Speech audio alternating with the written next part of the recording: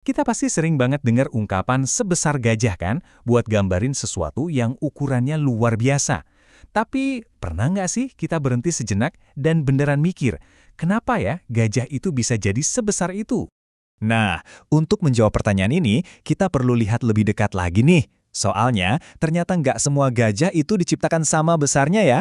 Yuk kita mulai dulu dari melihat seberapa raksasa sih mamalia darat yang satu ini.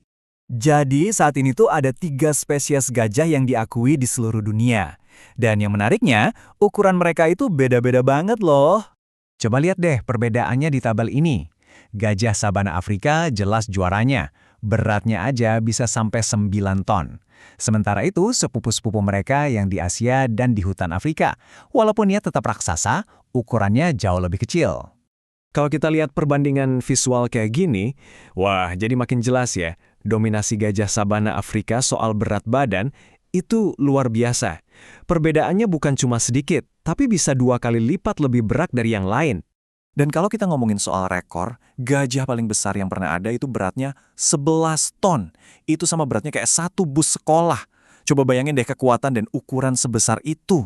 Nah, banyak dari kita mungkin mikir kalau gajah itu keturunan langsungnya mamut berbulu yang suka kita lihat di film-film. Tapi ternyata sains punya cerita yang sedikit berbeda. Jadi begini ceritanya. Mamut dan gajah modern itu sebenarnya sama-sama berasal dari satu nenek moyang yang sama, yang hidup sekitar 6 juta tahun yang lalu. Jadi mereka itu lebih kayak sepupu jauh di pohon keluarga evolusi, bukan anak dan orang tua. Dan disinilah ceritanya jadi makin seru. Analisis genetik nunjukin sesuatu yang nggak disangka-sangka.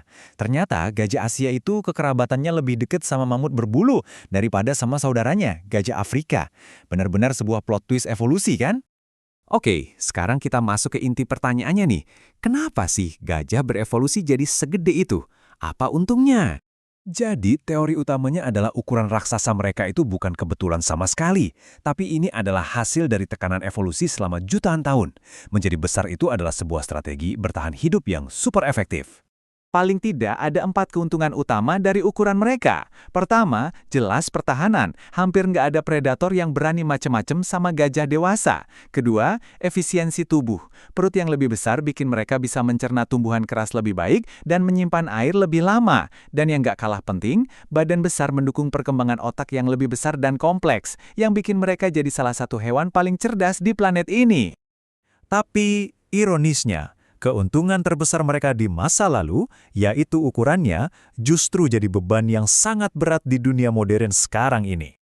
Ya gimana enggak, untuk menopang badan sebesar itu, mereka butuh bahan bakar yang luar biasa banyak. Seekor gajah itu bisa makan sampai 272 kilogram tumbuhan setiap hari. Bayangkan, itu sayuran sebanyak apa? Dan buat makan sebanyak itu, seekor gajah bisa menghabiskan waktu sampai 18 jam setiap hari cuma buat makan. Hampir seluruh waktu hidup mereka itu ya buat cari makan dan mengunyah. Nah, disinilah tragedi modern dimulai. Ketika habitat alami mereka makin sempit, kebutuhan makan yang super besar itu akhirnya mendorong mereka masuk ke lahan pertanian. Dan ini menciptakan konflik yang seringkali fatal, baik buat manusia maupun buat gajahnya sendiri.